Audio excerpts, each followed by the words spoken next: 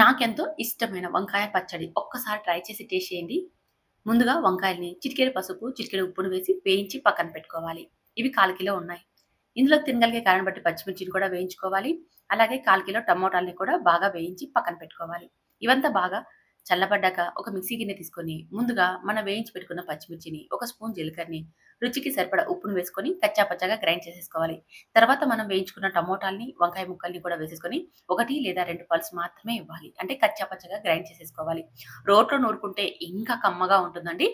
ఇలా గ్రైండ్ చేసుకున్నాక స్టవ్ మీద పెనం పెట్టుకొని, కొద్దిగా ఆయిల్ వేసుకొని, ఆవాలు, శనగపప్పు, మినపప్పు, జీలకర్రని వేసి బాగా వేగాక వెల్లుల్లి, ఎండుమిర్చి, కరివేపాకు, అలాగే పెద్ద సైజు ఉల్లిపాయను కూడా వేసుకొని జస్ట్ ఒక నిమిషం పాటు వేయించుకోవాలి. కొత్తిమీరని అలాగే గ్రైండ్ చేసి పెట్టుకున్న వంకాయ బజ్జీని కూడా వేసేసుకొని ఇదంతా కలుపుతూ మరొక 2 నిమిషాలు వేయించుకున్నామంటే రైస్‌లోకి చాలా చాలా బాగుంటుంది. ట్రై చేసి టేస్ట్ చేసింది